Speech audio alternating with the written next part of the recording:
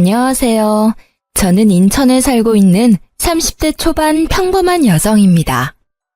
코로나가 심해서 여행은커녕 멀리 사는 가족들 얼굴도 못 보던 게 바로 엊그제 같은데요. 이제는 상황이 많이 나아져서 해외여행도 떠나고 멀리 사는 가족들도 걱정 없이 만날 수 있어서 참 다행입니다. 저는 코로나가 터지기 직전까지 비행기 객실 승무원으로 일했습니다. 스튜어디스 일은 코로나 바이러스 때문에 그만둔 게 아니라 그 즈음에 제 건강이 많이 안 좋아져서 퇴사했었어요. 제가 퇴사하고 나니 급작스레 돌연변이 바이러스가 생겼다길래 저도 깜짝 놀랐습니다. 그 이후로 같이 일하던 동료들은 비행을 쉬는 날이 더 많아지고 순환 근무를 하다 보니 다들 저 따라 퇴사를 많이 하더라고요. 저는 처음에 제 커리어를 버리고 싶지 않아서 퇴사를 하는 게 맞나 고민을 많이 했었는데요. 지금 생각해보니 제가 만약 퇴사하지 않고 버텼어도 빌어먹을 코로나 때문에 일을 결국 그만뒀을 거라 생각이 듭니다. 게다가 제가 승무원 일을 그만둔다 해도 제가 일했던 경력이 다 사라지는 건 아니니까요. 다만 승무원 그만두고 다시 자리 잡기까지는 시간이 꽤 걸렸습니다. 오늘은 제가 승무원으로 일하면서 만났던 돈 무지하게 밝혔던 한심한 전남친을 손절하게 된 이야기를 들려드리려 합니다. 그 전에 간단히 저희 집안 이야기부터 말씀드리자면 저희 아버지는 음악가세요. 아버지께서는 작사, 작곡을 둘 다 하셨는데 현재는 일을 쉬고 계세요. 8년 전 위암에 걸리셔서 그때부터 경제적인 활동은 하지 못했습니다. 젊은 시절 어머니께서는 경제적인 조건보다 오로지 아버지 인품만 보시고 결혼하셨대요. 가난한 예술가인 아버지께서 돈이 어디 있으셨겠어요. 하지만 정말 부자는 마음이 넓은 사람이잖아요. 제가 어렸을 때나 기억 속이나 지금이나 저희 아버지께서는 한결같이 가족을 아끼시고 사랑하시는 다정한 분이셨어요. 그래서인지 저도 엄마처럼 아빠를 닮은 사람이랑 결혼하고 싶다는 생각을 많이 했습니다. 음악가인 아버지께서는 수입이 일정하지 않았고 벌어도 그 벌이가 많지 않으셨대요. 그래서 어머니께서는 항상 일을 하셨습니다. 작은 회사 격리로 일하시던 어머니께서는 저를 임신하시고부터 회사를 그만두고 경력이 단절되셨습니다. 그래서 어머니께서는 육아를 하면서도 바로 할 수 있는 일이 뭘까 고민하시다가 정수기 파는 일을 하면서 저희 가족을 이끌어 나가셨어요. 그러던 중에 저희 아버지께서 갑작스레 쓰러지셨습니다. 아버지께서는 작곡 일을 하시면서도 돈이 안 될 때는 공사장에서도 일용직으로 일을 하셨는데요. 돈을 많이 못 벌어다 줘서 언제나 미안하다는 말을 달고 사셨던 아버지께서 암 때문에 힘없이 병상에 누워 계시는데 눈물이 왈칵 쏟아지더군요. 암조차도 아버지 탓이라며 우시는데 마음이 너무 안 좋았습니다. 저와 어머니는 그런 아버지가 더 이상 무너지지 않게 지키는 일밖에 할 수 없었어요. 게다가 저는 한창 승무원 면접을 보던 때라 아르바이트를 고정적으로 할 수 없었고 어머니 정수기도 잘 안 팔리는 때였어서 그때가 가장 저희 집의 암흑기였습니다. 그즈음 정말 운 좋게도 저는 그토록 바라던 항공사에 최종 합격을 했습니다. 그렇게 아버지가 치료에만 전념할 수 있도록 항공사를 3년 동안 열심히 다녔어요. 대학병원에서 독한 항암 치료와 수술을 병행했고 다행히 아버지는 그 힘든 병마를 이기셨죠. 퇴원하시고 나서 간병에 힘쓰셨던 엄마는 다시 정수기 회사에 복직하셨습니다. 그때쯤 저는 욕심이 많아서 회화학원을 등록했어요. 외국인분들과 소통을 할 수 있는 정도였지만 조금 더 유창하게 잘하고 싶었거든요. 남자친구와의 첫 만남은 바로 그 직장인 영어학원에서였어요. 제가 비행 근무 시간이 바뀌거나 비행이 연착되면 시간이 없어 승무원 머리를 풀지 못하고 학원에 갔는데요. 그 뽕이 들어가고 올백인 머리 스타일을 어필하고 하는데 어떤 남자가 제 헤어스타일을 보고 아는 채 말을 걸어오더군요. 승무원 준비생이신가 봐요. 아, 네. 저도 아는 동생이 그쪽 분야에 일해서요. 열차 승무원? 아니면 항공 승무원? 어떤 쪽 준비하세요? 항공 승무원이요. 너무 예뻐요. 승무원 꼭 붙을 것 같아요.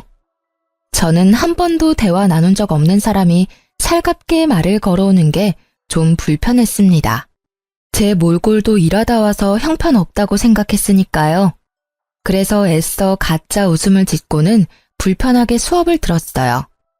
하지만 남자는 아랑곳하지 않고 서로 친해졌다고 생각했는지 복도에서 종종 마주칠 때마다 참 반갑게도 인사를 하더라고요.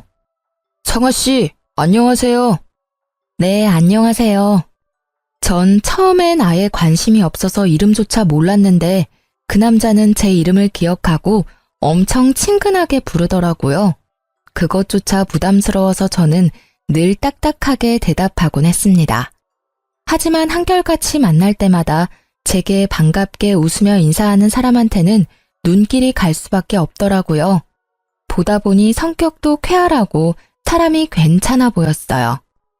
연애라고는 고등학교 때 선배 짝사랑한 거 말고는 해본 적 없는 저는 남자에 대해서 잘 몰랐거든요. 당연히 남자 보는 눈이 그때 있을 리가 없었죠. 처음에는 거절했는데 우연히 승객으로 탄 그 사람을 우연히 만나게 됐는데요. 조금 알고 지냈다고 그 순간 얼마나 반갑던지. 지금 생각해보면 그날따라 무척 힘들었던 비행이어서 그랬던 것 같네요. 그 사람은 혹시나 저를 만날까봐 챙겨왔다며 주섬주섬 간식 꾸러미를 내밀었습니다. 그 따스함에 반했던 것 같아요. 남자도 그때부터 더 적극적으로 제게 대시했습니다. 서로 사귀기 시작하고 알게 되었죠. 남자친구는 평범한 회사원이었어요. 역시나 제가 처음 봤던 첫인상 그대로 사람 참 좋아하고 대인관계 원만하고 잘 웃고 쾌활하고 뭐 그런 사람이었어요. 사실 지금 30대에 그런 놈을 만났더라면 실체를 알아차렸을 텐데. 그땐 저도 지금보다 순수하고 어렸기 때문에 첫눈에 반했다는 남친의 말에 넘어가고야 말았습니다. 그런데 연애를 하다 보니 딱 한 가지 걸리는 게 있었어요. 돈 씀씀이가 너무 해프더라고요. 옷이나 신발을 보면 언제나 준 명품은 되는 브랜드였고 가방은 300만 원이 훌쩍 넘는 명품이더라고요. 여자인 저보다 가방을 자주 바꿔든 남친을 보고 처음엔 신기했습니다. 관심 분야가 다르다지만 똑같이 월급 300만 원 받으면서 매달 새로운 아이템 샀다고 자랑하는 남친에게 저도 모르게 잔소리를 하고 있더라고요. 자기야, 나는 달마다 저축에 적금까지 빠져나가면 별로 안 남던데 자기는 어때? 나? 나는 월급 받아도 크게 저축이나 적금 같은데 돈 넣지는 않으니까. 아무래도 너보단 여유롭지? 난 현재 충실한 편이거든. 뭐? 저축이랑 적금을 안 하고 있다고? 왜? 뭐 문제 있어? 아니, 요즘엔 다들 적게라도 적금 한두 개는 들고 있어, 오빠. 우리도 지금부터라도 저축하고 살자, 응? 우리라니? 내가 돈 벌어서 내가 쓰겠다는데 우리라니.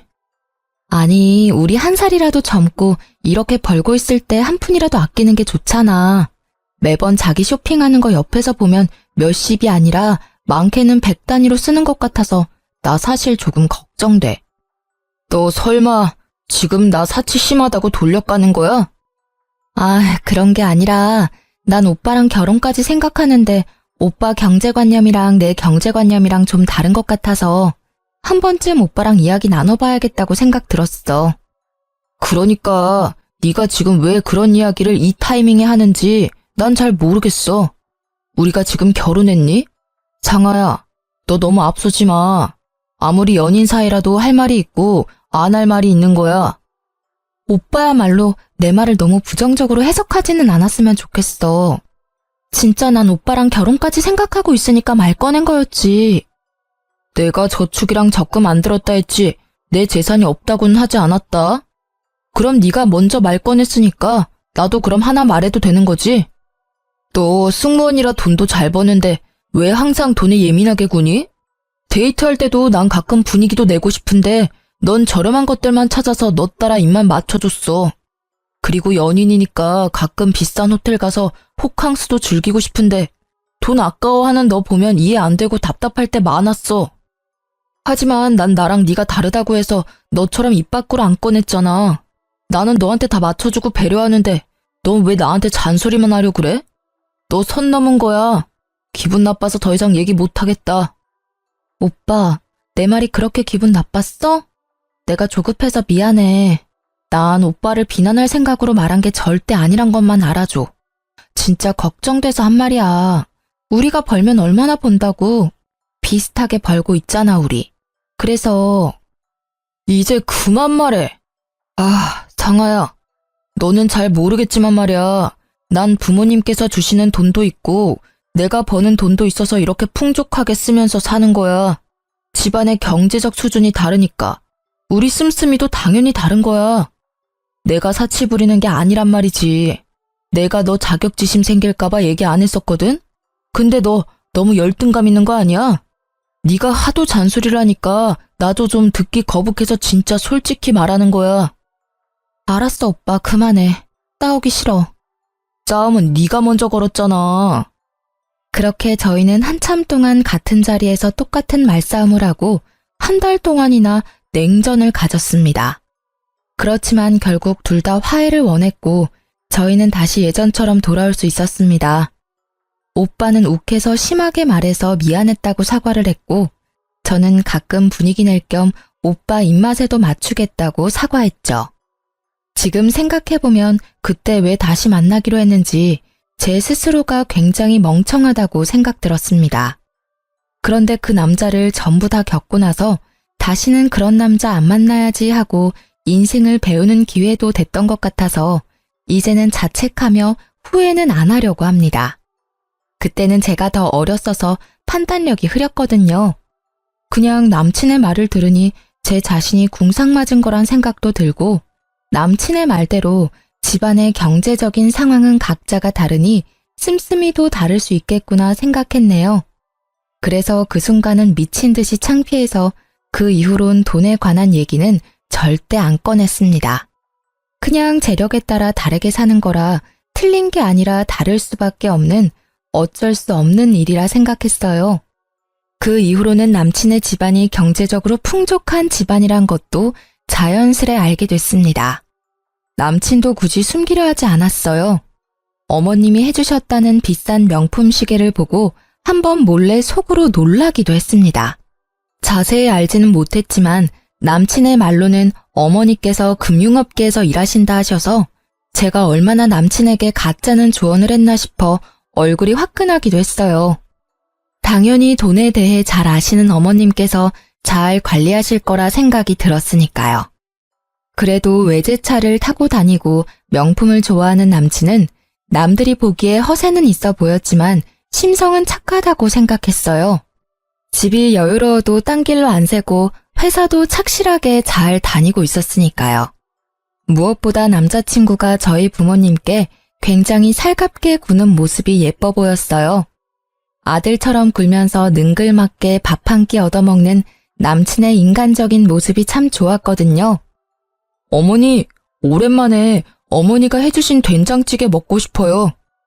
아이고, 어깨 주물러 준 값으로 얼마든지 먹고 싶은 거 내가 다 해줄게.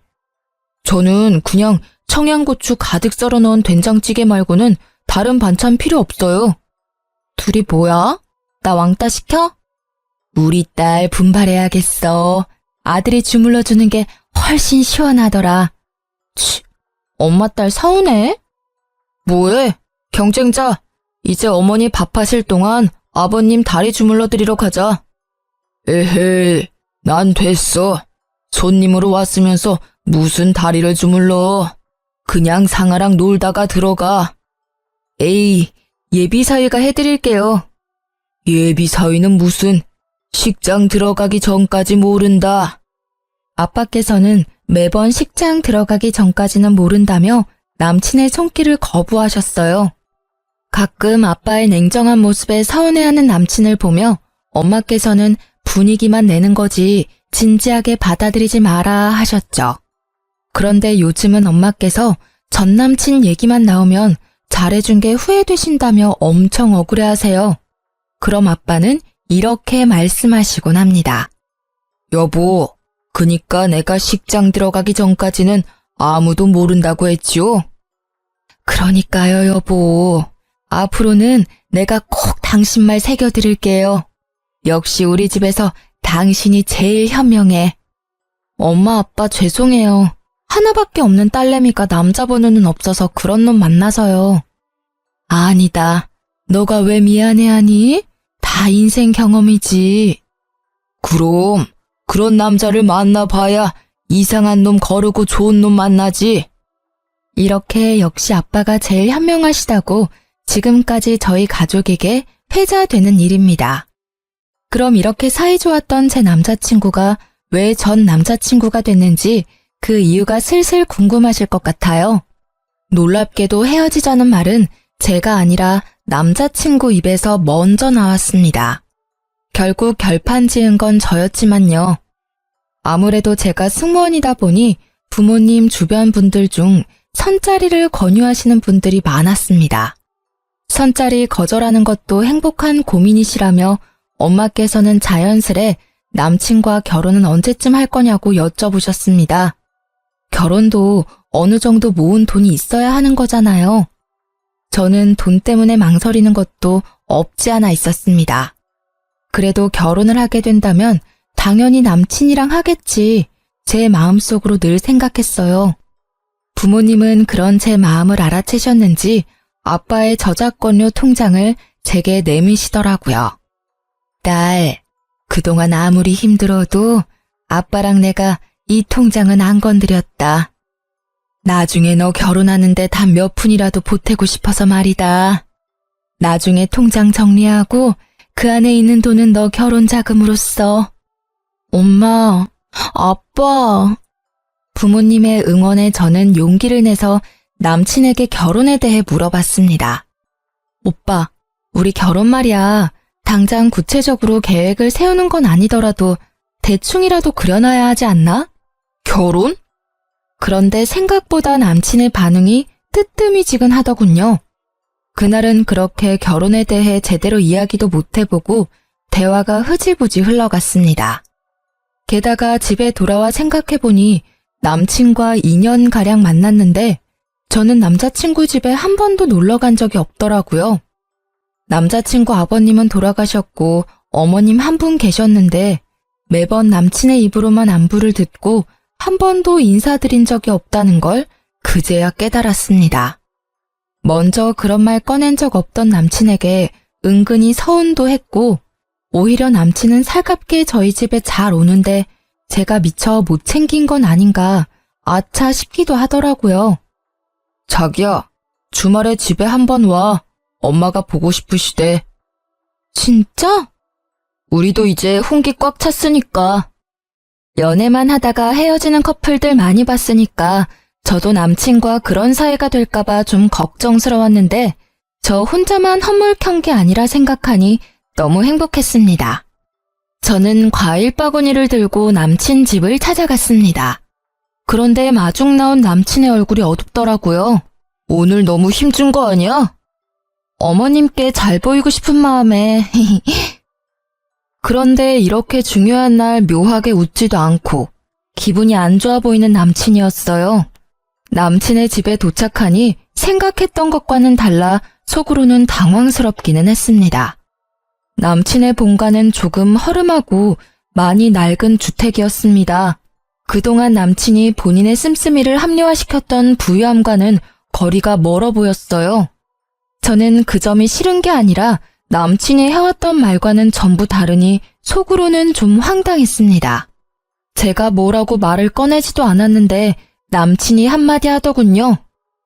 여기도 곧 재개발 될 거야. 그래서 아직까지 안 팔고 엄마께서 두시는 거야.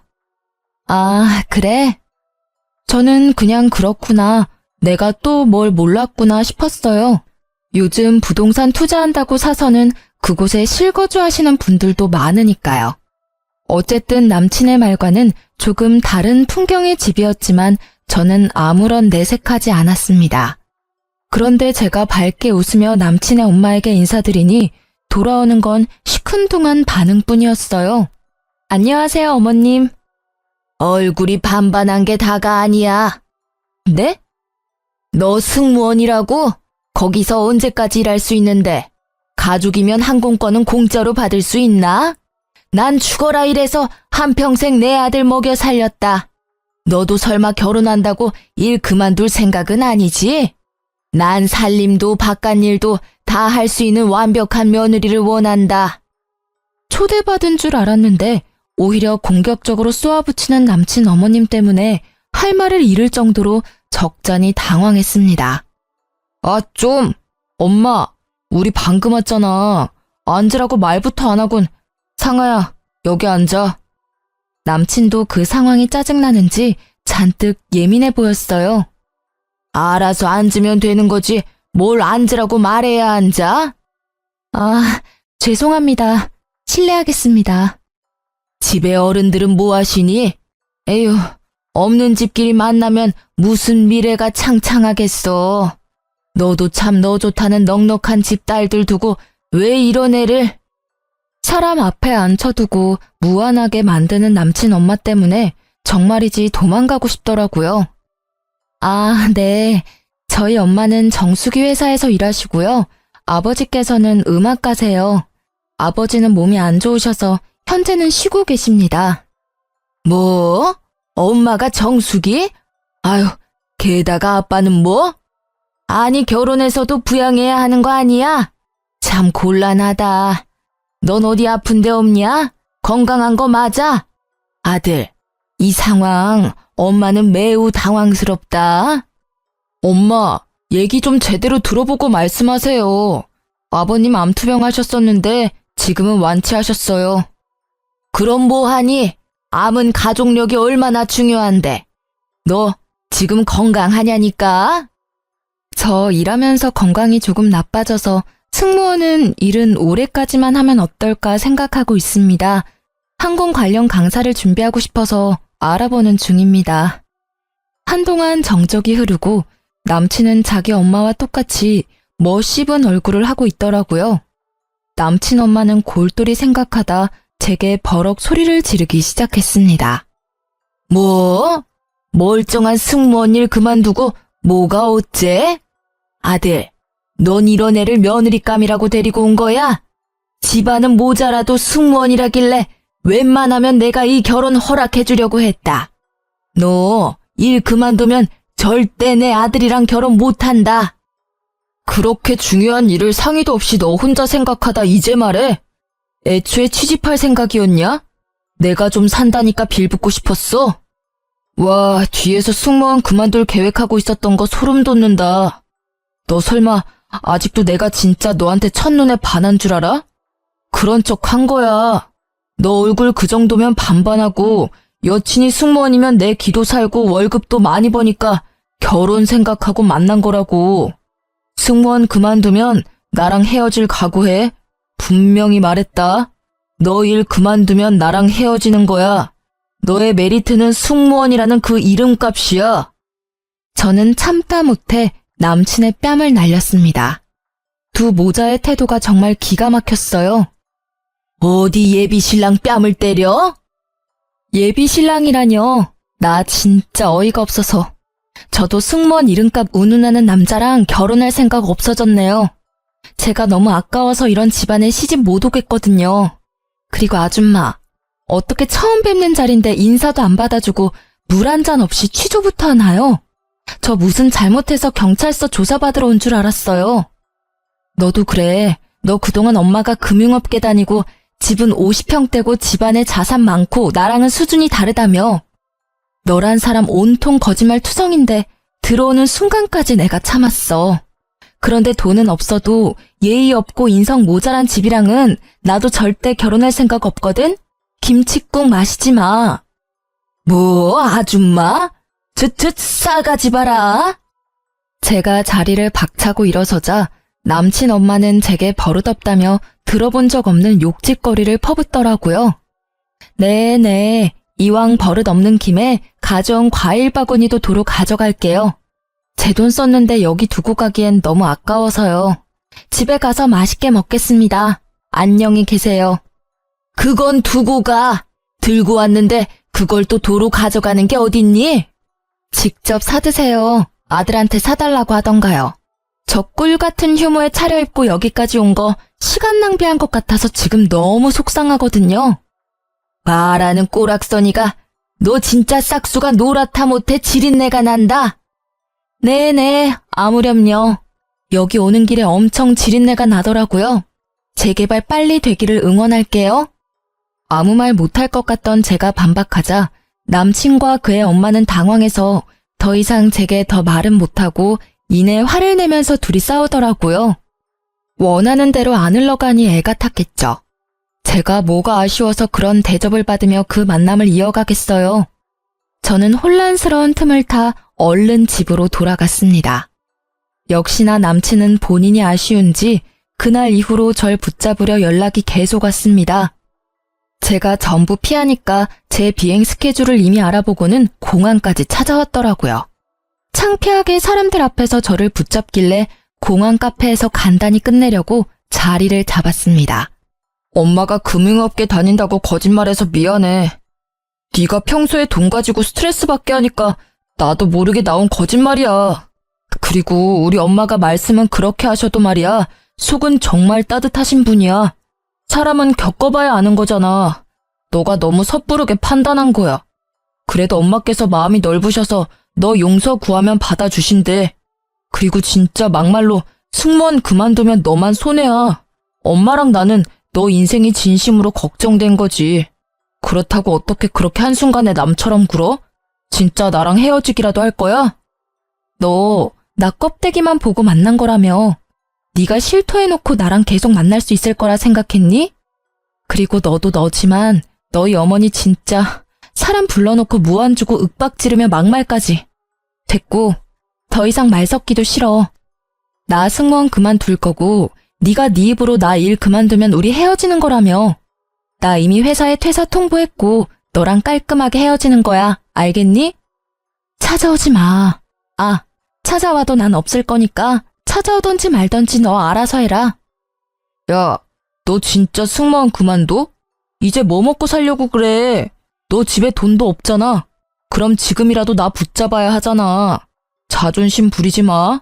내가 특별히 하자 있는 너네 집안 눈 감아 줄 테니까 너도 자존심 그만 부리고 나한테 와. 그 정도 했으면 됐잖아? 너 미쳤니? 지금 나보고 뭐? 하자? 맞잖아. 너네 아빠 완치하셨다지만 또 언제 어떻게 될지 모르는 거잖아. 막말로 암은 또 재발할 수도 있고. 조소가 섞인 놈의 말에 저는 그 자리에서 뺨을 갈기고 싶었는데 유니폼을 입은 상태라 겨우 참았습니다. 그 대신 교양 있게 말로 그놈을 처참하게 만들어줬어요. 나 공항이라서 이 정도 참았지. 바뀌었어 봐. 너 아작냈어. 야, 남의 인생 혼수 두기 전에 네 인생이나 돌아봐. 너 그러다 곧 파산할걸? 저번에 네가 형편에 맞게 씀씀이가 다르다며.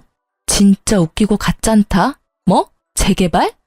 지나가던 개가 웃겠다. 너 그렇게 안 봤는데 지금 우리 집 평가하는 거야? 좀 낡기는 했어도 그거 우리 엄마 집이야. 재개발 가능성도 있거든? 게다가 우리 엄마 나한테 손 한 번 안 벌리시고 지금까지 열심히 일하시면서 나 용돈 주시는 분이야. 모욕하지 마. 너야말로 지금 보니 나 껍데기 보고 만난 거 아니야? 내가? 널 뭘 보고? 아, 내가 말 안 했었나? 우리 집 곧 이사해. 뭐? 무슨 돈이 있어서? 네가 알 바야? 거짓말하지 마. 돈 나올 구석 없는 집안인 거 내가 뻔히 아는데. 맘대로 생각해. 그대로 무시하고 가려하자 전 남친은 궁금한지 끝까지 물고 늘어지더라고요. 간신히 공항 보안팀의 도움을 받아 그 끈질긴 놈을 퇴치할 수 있었습니다. 이게 다 어떻게 된 일이냐고요? 아빠가 주셨던 저작권료 통장을 정리했더니 아빠의 말씀과는 다르게 상상도 못할 엄청난 액수가 들어있었습니다. 아빠는 제가 정리해온 통장 내역을 보시곤 엄마와 한참 우셨었죠. 그동안 정신없이 사느라 몰랐는데 어떤 프로그램을 통해서 옛날 아버지가 작곡한 노래가 많이 이슈가 됐더라고요. 그 계기로 계속 저작권료가 들어오는 듯 했습니다. 살다 보니 이런 날도 있구나 싶었어요. 그 뒤로도 그놈은 술 취해서 제발 다시 생각하라며 돈은 어디서 난 거냐 집착을 해대서 저는 번호도 바꿨습니다. 무시하고 차단해도 어떻게 이 번호 저 번호로 다양하게 연락을 해왔거든요. 저희 부모님께서도 모든 사실을 아시고 경악하셨어요. 제가 조금 순화해서 전달해 드렸는데도 엄마께서는 뭐 그런 놈과 그런 막대 먹은 집안이 있냐며 굉장히 화를 내셨습니다. 아빠께서는 여전히 식장 들어가기 전까지는 아무도 모른다 했지 라는 말씀만 하셨어요. 그렇게 시간이 또 흐르고 저희 가족은 새 아파트로 이사를 앞두고 있을 때였어요. 부모님께서는 아파트를 제 명의로 계약하라고 하셨습니다. 어차피 제게 물려줄 거 일찍 물려주시겠다고요. 제가 나중에 결혼하면 두 분은 물 좋고 공기 좋은 고향 땅에서 살고 싶다 하셨죠. 그런데 결혼은 고사하고 그 미친놈 때문에 연애든 결혼이든 다 질려버렸거든요. 평생 이렇게 부모님과 살면 좋겠다 생각하고 집을 고른 건 부모님께 지금도 비밀입니다. 아파트 잔금 다 치를 겸 부동산 이모랑 마지막으로 한 번 더 집을 보러 갔을 때의 일인데요. 아파트 부동산 앞에서 어떤 젊은 남자가 엄청 요란하게 통화하고 있었어요. 월세 보증금에서 까라고요. 몰라요. 배째요. 나가라고요? 누구 맘대로? 참나, 고작 3개월밖에 안 밀렸는데 정없게 이러시면 안 되죠. 다른 곳에서 많이 자취해봤지만 1년 가까이 못 내도 이해해주고 보증금에서 까시는 분들 많이 있었어요. 말도 안 되는 말을 늘어놓는 걸 보고 부동산 이모께서는 한숨을 쉬시며 저런 분들이 간혹 있다고 하셨어요.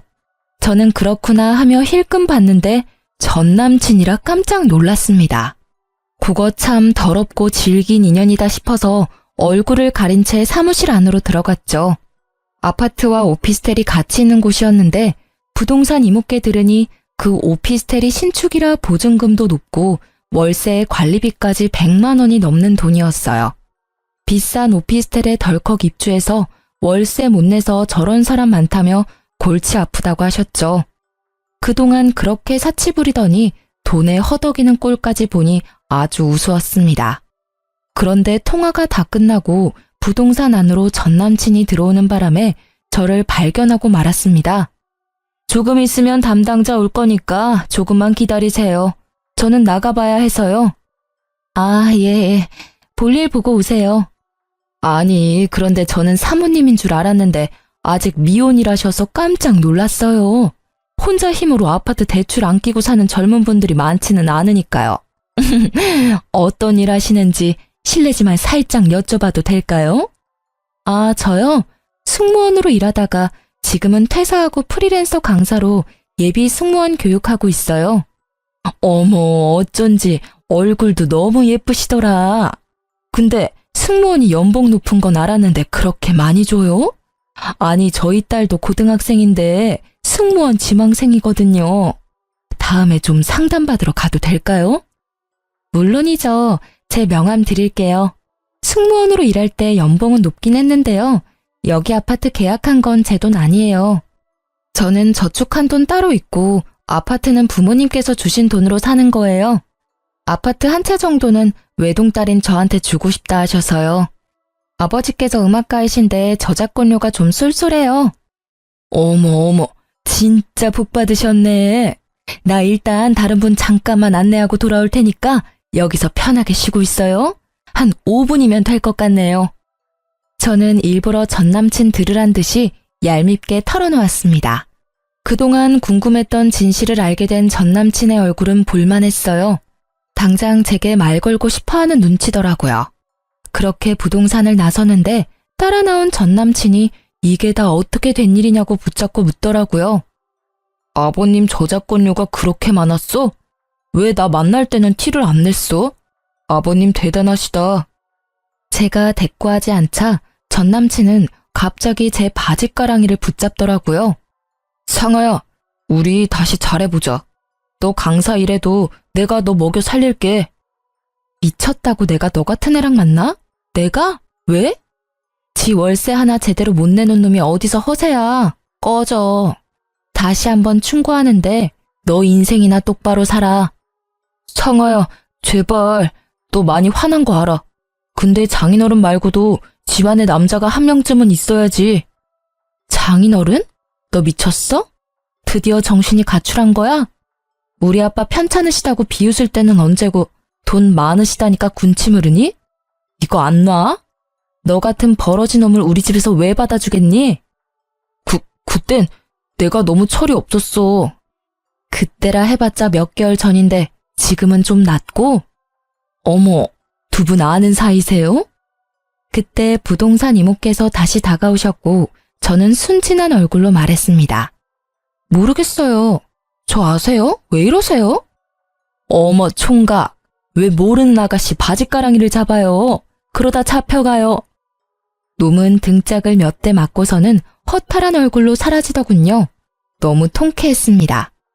그런데 가족들과 아파트로 이사하고 전 남친을 다시 여기서 마주치게 될까봐 너무 찝찝했어요. 부동산 이모에게 은근슬쩍 물어보니 그 인간 결국 집주인에게 쫓겨났으니 걱정하지 말라더라고요. 이모 말로는 젊은 사람이 빚은 또 얼마나 많은지 우편함에도 빚 독촉 우편이 한가득이었다며 다시 돌아올 일은 없을 거라고 하셨네요. 진짜 한심한 인생이라고 생각했어요. 그놈 제가 예전에 씀씀이 충고한 거 들었으면 그 꼴은 안 나지 않았을까요? 자업자득이라 생각했습니다. 저는 전 남친도 쫓겨났다 하고 걱정거리가 싹 사라졌습니다. 그런데 또 곧바로 정말 기가 막힌 일이 생기더라고요. 엄마가 오랫동안 다니셨던 정수기 회사를 그만두신 지도 2년이 넘었었죠. 엄마 정수기 다닐 때 알던 동생이야. 아들이 너무 사고만 치고 다녀서 그거 매번 갚고 다니느라 정작 수중에 모은 돈도 없대. 내가 짠해서 해줄 건 없고 정수기라도 비싼 거 해주려고. 정수기 말고도 비데랑 이것저것 다 해줘야지. 엄마, 또 너무 다 해주면 그 이모께서 좀 부담스러우시지는 않을까요? 나 잘된 거 다 뻔히 알고들 있는데 오히려 안 해주면 엄마가 욕먹을지도 몰라. 저는 쉬는 날이라 소파에 누워있다 잠들었고 곧 시끌벅적한 소리 때문에 깼거든요. 초인종이 울리고 대문이 열리자 정수기 설치 기사님과 이모 총 2분이 오셨더라고요. 그런데 정수기 이모가 낯익은 얼굴이라 깜짝 놀랐습니다. 언니, 정말 성공했네요. 얘기 듣기만 들었지 이렇게 직접 보니까 너무 부러워요. 입구부터 부잣집 아파트인 거 티가 딱 나더라고. 성공해서도 이렇게 저 잊지 않고 챙겨줘서 고마워요. 이거 별거는 아니지만 귤 한 봉지 사왔어요. 이런 걸 뭐하러 사와? 아유, 잘 먹을게. 들어오세요들. 딸, 엄마 손님들 오셨어. 그만 자고 일어나. 그 말로만 듣던 공주 직접 보는 거야? 우리 공주 쉬는 날이라 자다 깨서 몰골이 좀 그렇네. 안녕하셨어요? 저는 전남친 엄마를 먼저 알아보고 아주 썩은 미소를 지었습니다. 화들짝 놀라서 귤봉지를 떨어뜨리는 전남친 엄마를 보고 엄마는 왜 그러냐고 당황하셨습니다. 엄마, 그때 나 물 한 잔도 안 주고 하대하던 전남친 엄마 기억나지? 그 몹쓸 놈이랑 그 몹쓸 놈 엄마라는 사람? 이분이야, 엄마. 뭐? 언니, 그게 아니라요. 얘, 너 정말 미옥 언니 딸이니? 아니, 정수가 지금 내 딸 하는 말이 사실이냐? 언니, 그게, 아유, 미안해요. 나도 내 코가 석자라 뭐 할 말이 없네요. 참나, 그놈 엄마가 정수기 너라는 말이지? 정수기 계약은 없던 걸로 해야겠다. 다른 제품 계약도 안 할 거야. 당장 돌아가. 기사님 죄송해요. 설치 안 해주셔도 돼요. 제가 출장비는 입금해 드릴게요. 기사님께서 먼저 나가시자 무릎 꿇고 비는 전남친 엄마였어요. 언니, 내가 미안해요. 그런데 내가 요즘 좀 힘들어서 그런데 이번 계약만 좀 어떻게 안 될까요? 당장 내 집에서 나가라. 내 딸이랑 더 이상 한 공간에 있는 꼴 못 봐. 저기 아줌마, 집에 과일이 많아서요. 귤은 도로 가져가서 아들이랑 드세요. 저는 얄밉게 그분께 귤봉지를 쥐어주며 배웅했습니다. 그 뒤로 전 남친 엄마는 무슨 낯짝인지 자신이 잘못했다면서 홍기 꽉 찬 아들, 딸 지금이라도 이어주자고 뻔뻔하게 다시 연락을 해왔어요. 엄마는 어디 귀한 내 딸 넘보냐고 자식 교육 똑바로 시키고 심성 곱게 써야 일도 잘 풀리는 거라며 쓴소리 하셨다 합니다. 그래도 포기하지 않던 아줌마를 향해 엄마는 마지막으로 경고장을 날렸죠. 너 자꾸 그러면 내가 다 소문낼 줄 알아? 불편하게 자꾸 연락하지 마. 내가 너 때문에 오래 쓴 전화번호까지 바꿔야겠어? 엄마가 진짜 지인들한테 소문이라도 낼까봐 더 이상 연락이 오진 않는다더라고요. 엄마가 한동안 세상 참 좁다며 신기해하셨어요. 좋은 마음으로 친한 후배 도와주려 했더니 그런 인성을 가졌는지 꿈에도 몰랐었다며 세상 참 오래 살고 볼 일이라고 말이죠. 전 남친 엄마를 보면서 이 세상 생각보다 좁으니 당장 인연이 아니더라도 내일 다시 어떻게 그 인연을 마주칠지 모르니 평소에 심성을 곱게 써야 한다는 생각이 들었어요. 지금 현재 저는 예비 승무원들 교육하며 잘 살고 있습니다. 부모님도 아픈 곳 없이 무탈하시고요. 말씀드리다 보니 이야기가 너무 길어졌네요. 긴 사연 여기서 마무리하겠습니다. 함께 끝까지 들어주셔서 너무 감사합니다.